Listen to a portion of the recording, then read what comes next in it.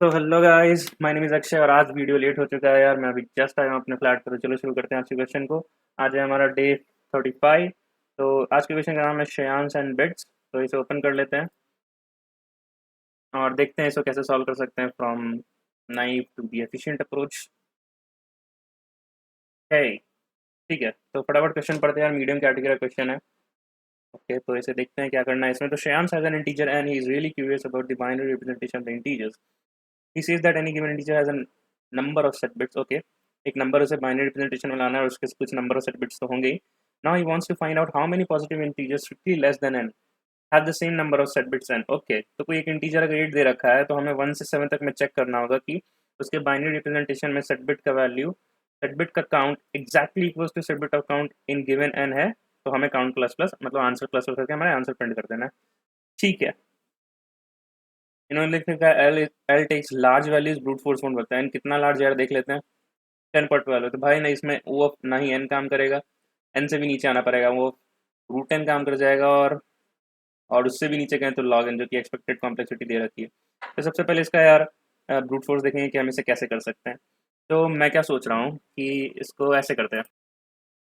तो अपन क्या कर सकते हैं कि N equals to let's say हमारे पास क्या दे रखा है 8, राइट।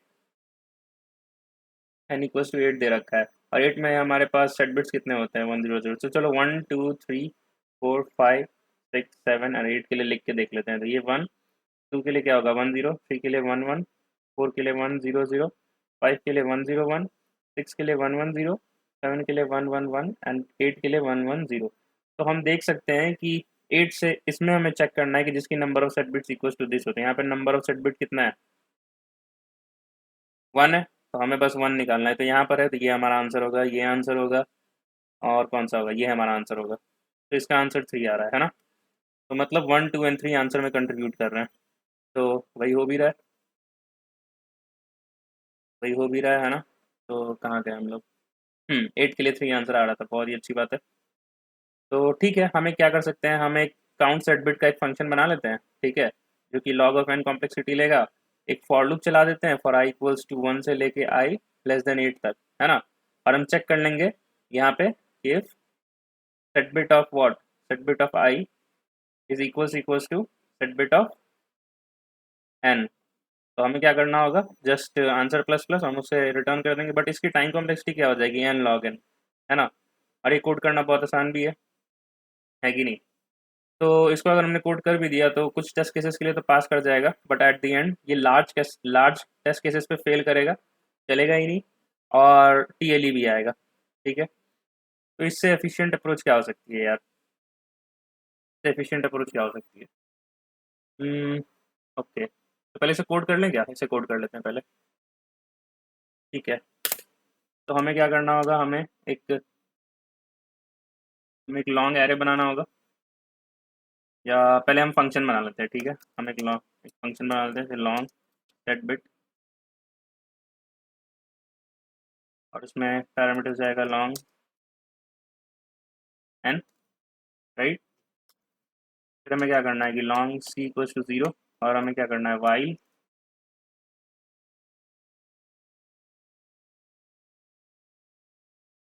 लास्ट में चेक करने का तरीका क्या होता है, हम उससे सीधा एन एंड 1 कर देते हैं। और अगर ये इक्वल्स टू वन हो गया तो मतलब इसकी लास्ट सेट बिट जो है वो 1 होगी, है ना।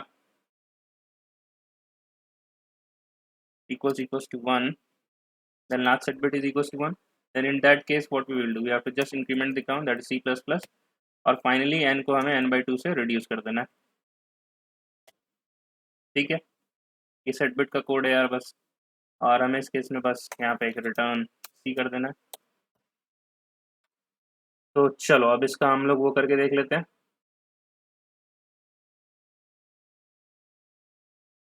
ओके, तो हम यहाँ पे क्या कर सकते हैं, हम यहाँ पे एक आंसर वेरिएबल बनाते हैं जिसमें हम आंसर स्टोर करेंगे। और हमें एक फॉर लूप चाहिए था जो मैंने अभी डिस्कस किया। फॉर व्हाट, इंट, इंट नहीं लॉन्ग है ना, तो long i equals to 1, i less than n, and हमें से स्ट्रिक्टली लेस देन एन तक जाना है। And if what set bit of i is equals to set bit of n, तो हमें क्या करना है आंसर प्लस प्लस, और हमें इसमें क्या करना होगा रिटर्न आंसर। तो हम जब ये यार कोई अप्रोच सोचते हैं तो उसे कोड करना भी आना चाहिए, इसलिए मैं बस ये कोड करके दिखा रहा हूँ। ये सबमिट नहीं होने वाला ऑब्वियस सी बात है, बट हमें कोड करना आना चाहिए, that is why I am just coding it for you. ठीक है, तो इसे एक बार चेक कर लेते हैं कहाँ कहाँ पर एरर्स आ रहा है। तो ग्रेट, ये टेस्ट केस पास कर गया 8 के लिए। एक और छोटे टेस्ट केस के लिए ट्राई कर लेते हैं, लेट्स से 20।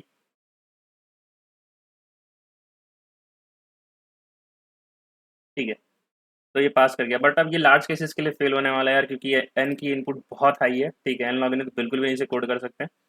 और ठीक है, तो इसके एफिशिएंट अप्रोच को देखते हैं, एफिशिएंट अप्रोच इसका कैसे हो सकता है।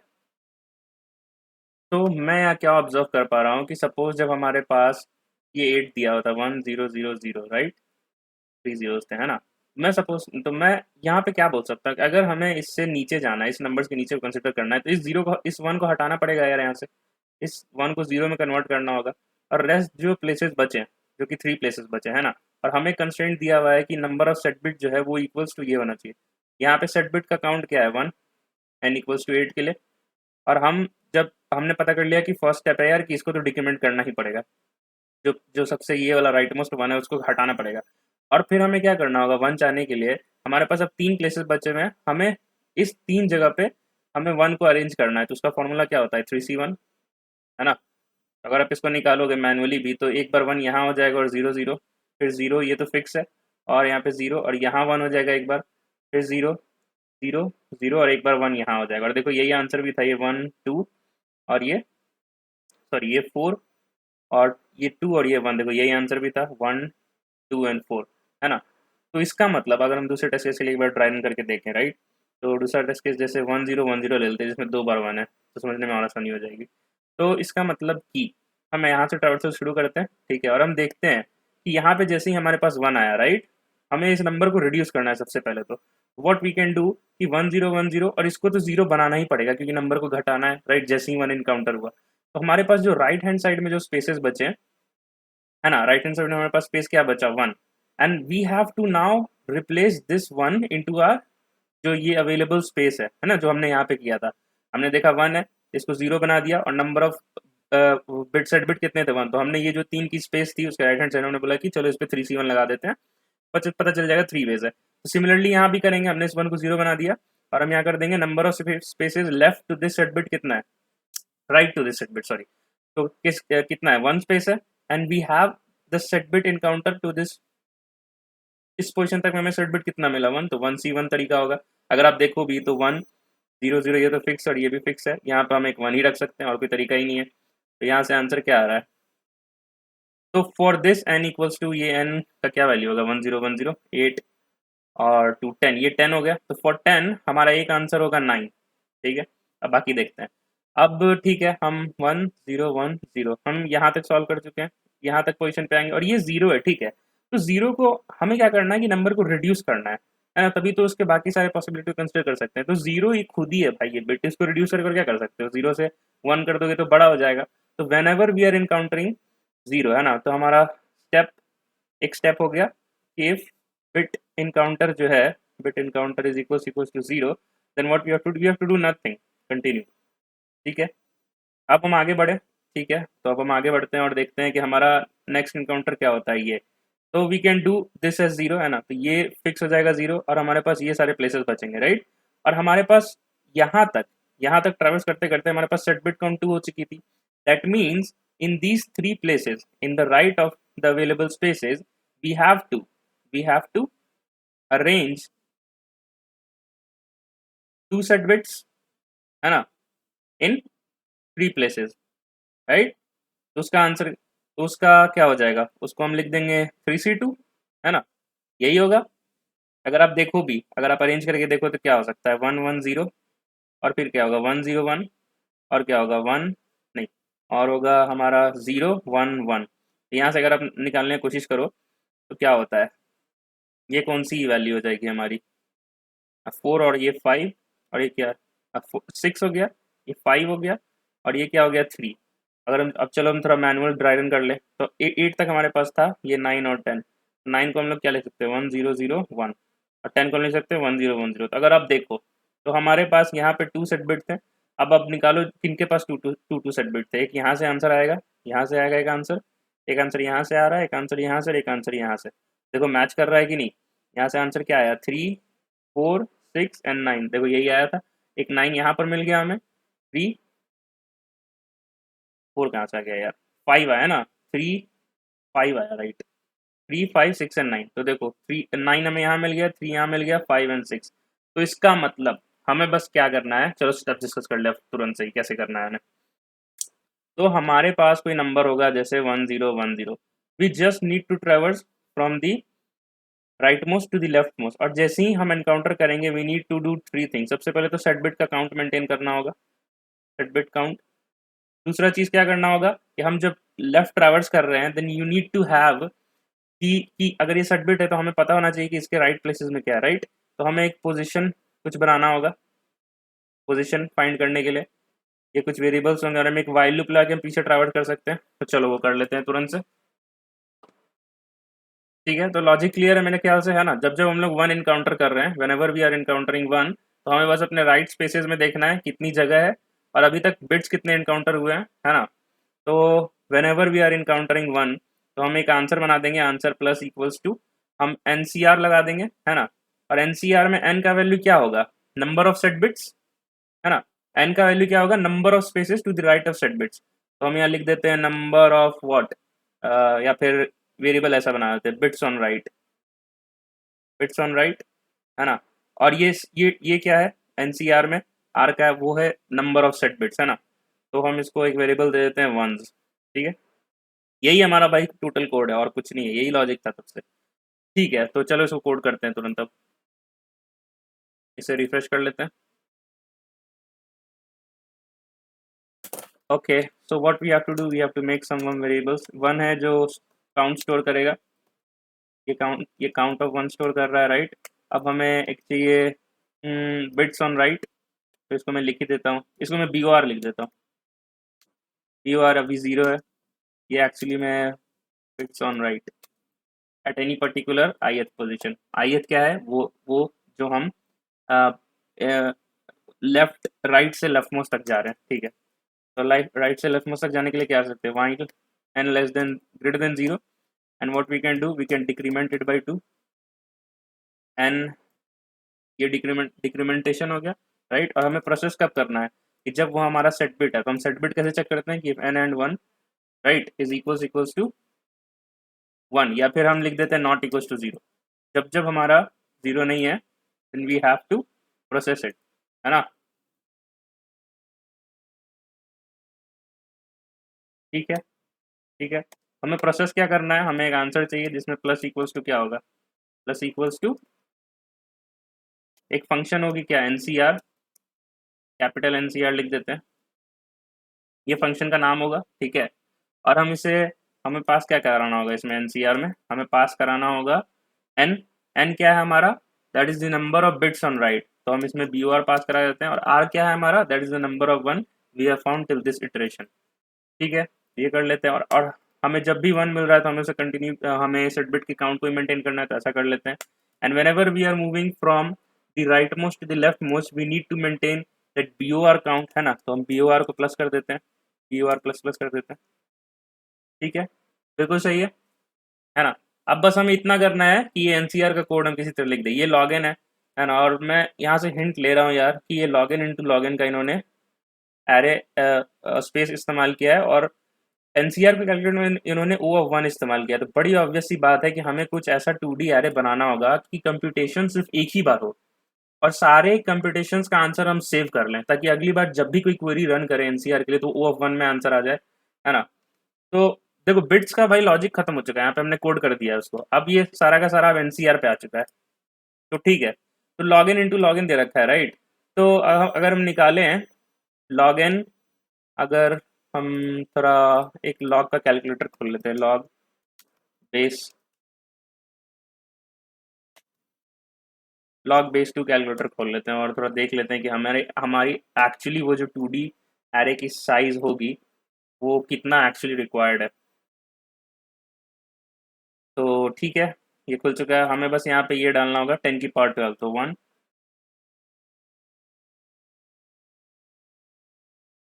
1 2 3 4 5 6 7 8 9 10 11 12। ठीक है, ठीक है, तो 39.86 मतलब अगर हम 40 इंटू 40 का एरे बना रहे हैं तो हमारा काम हो जाएगा। तो हम बना लेते हैं और एक ग्लोबल एरे बनाएंगे, क्योंकि रिकर्जन के एक फंक्शन चलाना है तो वो फंक्शन एक्सेस होना चाहिए, राइट। तो हम एक एरे बना लेते हैं, लेट्स से क्या लॉन्ग लॉन्ग बनाएंगे हम लोग, लॉन्ग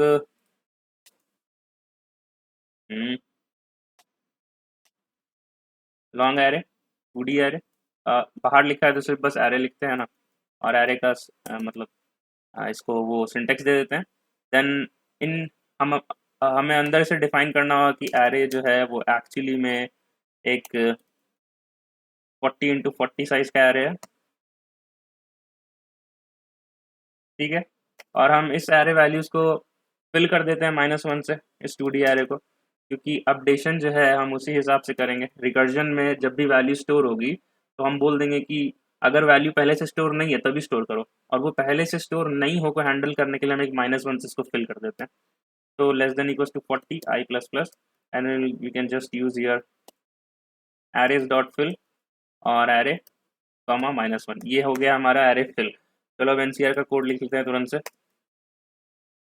तो वो कैसे होगा,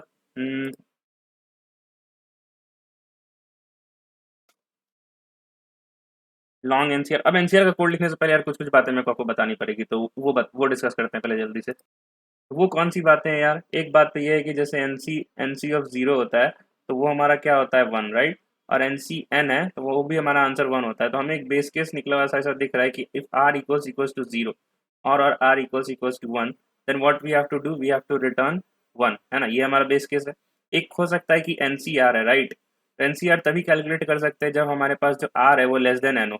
तो मतलब कि if r is greater than n हो जाए, ठीक है, मैं क्या बोल रहा हूँ, आर इज ग्रेटर देन 1 हो जाए, तो उस केस में कोई आंसर नहीं आ सकता है, तो उस केस में जस्ट रिटर्न 0, है ना। और और यार कि एक एन सी आर को हम लोग एक फॉर्मूले से लिख सकते हैं कि n-1 C r -1 plus n-1 C r. अगर इसको सॉल्व करोगे तो आप इस इक्वेशन तक पहुंच जाओगे, ठीक है। तो इसका मतलब है कि हमें जो है रिकर्जन, जैसे मैं से 5 से शुरू किया था, तो हमें 5 मतलब हमें उसे n-1 और n-1 जैसे 5 सी आर है समथिंग, राइट। तो हमें n-1 सी आर -1 का हेल्प लेना और यहाँ से सी आर का, और इसमें हमें प्लस का एडिशन भेजना है, राइट। ऐसा ही करना है, यही हमारी रिकर्जन ट्री होगी। तो हम बस लास्ट में लिख देंगे कि for n C r we just need to return this equation, है ना। और इसको हम फंक्शन में पास कर देंगे, राइट। तो चलो इसको कोड कर लेते हैं तुरंत से अब।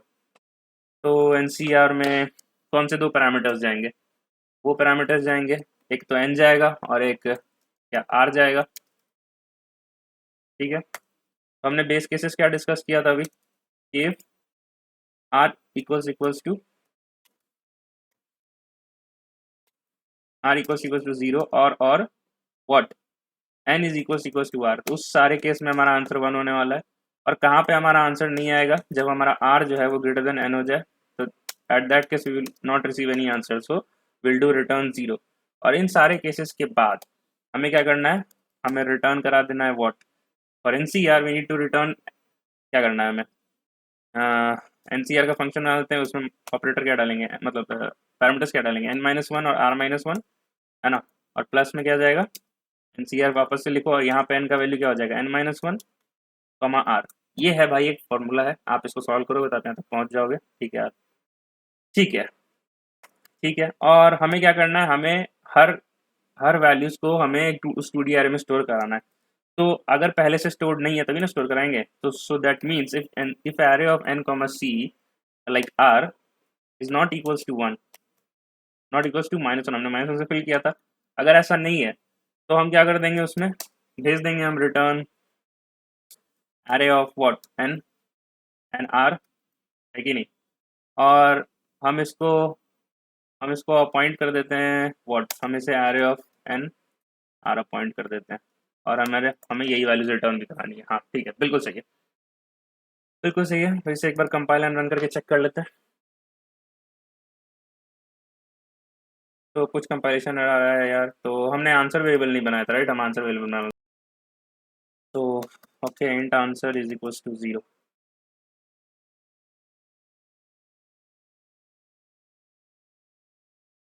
ओके, रिटर्न स्टेटमेंट, हमें रिटर्न की कोई दिक्कत है यहाँ पे, हम यहाँ पे क्या करेंगे, रिटर्न आंसर। बिल्कुल सही बात है।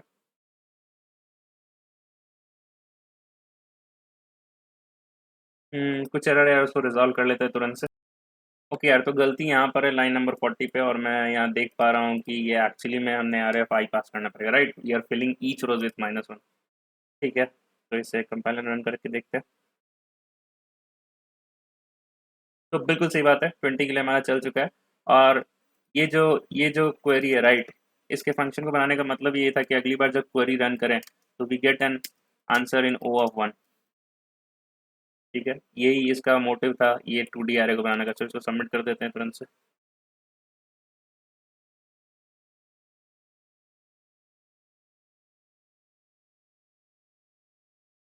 ओके, हमारे कुछ टेस्ट केसेस में, कुछ लास्ट टेस्ट केसेस में गड़बड़ हुआ है। एक बार हमें इसे वापस एक बार रेक्टिफाई करना होगा, ये क्यों गड़बड़ हुआ।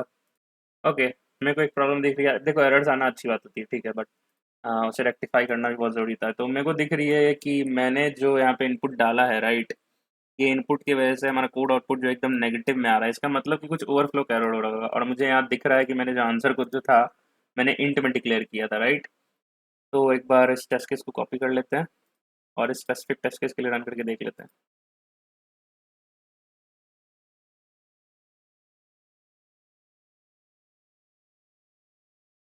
ठीक है, बिल्कुल सही है यार, इस बार सबमिशन में कोई प्रॉब्लम नहीं होनी चाहिए। तो एरर्स आएंगे यार, ठीक है, आप ऐसे ही सीखते हो धीरे धीरे करते करते, है ना। तो उससे घबराना नहीं है। ठीक है, तो एक तुरंत से एक समरी बना लेते हैं कि हमने क्या क्या डिस्कस किया अभी। हमने हमने दो बातें डिस्कस की, ठीक है। हमने एक मेथड 1 डिस्कस किया जो n log n में जा रहा था, that we iterating for I equals to 1 to I less than n, and we are making a function call for counting the set bits there, right. तो वो n log n हो गया। और फिर हमने डिस्कस किया कि हम एक और अप्रोच निकाल सकते हैं यार, कि हम एक ही ट्रैवर्सल करें, and we were founding that whenever we have a set bit, तो उसके राइट में जितने प्लेसेस हैं, सेट बिट को 0 बनाना पड़ेगा, तभी तो उसके नीचे से नंबर्स को कंसिडर कर पाएंगे। And number of places in the right hand side, वहाँ पे हमें उस जो सेट बिट अभी तक काउंट आया, हमें उसे रिप्लेस करना है। मैंने एकदम नीचे नहीं समझाया था। तो उसका उसको कैसे निकाल सकते हैं, that we have 3 spaces and we need 2 children to sit. और हमें ऑर्डर मैटर नहीं करता, ये ए बी बैठे या फिर बी ए बैठे, हमें कोई मतलब नहीं है वैसे। तो दो तीन ही तरीका हो सकता है, राइट। ए बी ऐसे हो जाए, ए बी ऐसे हो जाए, और फिर ए और बी ए लास्ट में बैठ जाए। तो इसको फॉर्म निकालने का क्या तरीका होता है कि 3C2। तो वही हमने किया, जब भी हमें सेट बिट काउंटर आउट तो हमने वो किया। तो हमारा उसके लिए टाइम कॉम्प्लेक्स हो गया log n, since we did 1 traversal. और मैंने हिंट लिया यार कि टाइम कॉम्प्लेक्सिटी लॉग इन दे रखा है, क्योंकि एनसीआर के लिए एनसीआर तो कैलकुलेट करना जरूरी है। तो मतलब वो लोग O(1) में कर रहे थे, इसका मतलब कि, और स्पेस कॉम्प्लेक्सिटी से हिंट मिला कि मतलब we have to do 2D array, we just have to compute once and we have to store all the answers, ताकि सारे के लिए O(1) में हो जाए। तो ठीक है यार, हम एन लॉग इन से लॉग इन तक गए, काफ़ी अच्छी बात है। तो होप आपको वीडियो अच्छी लगी। If you are new to this channel, please like share and subscribe. और ये मेरी DSA repository है, you can start and fork to get help with the source code and also the syllabus mentioned down there। and thank you for your support यार, हमारी YouTube channel धीरे धीरे grow कर रही है। तो बस आप भी लगे रहो, पढ़ते रहो, और तब तक के लिए बाय बाय, टेक केयर, मचाते रहो।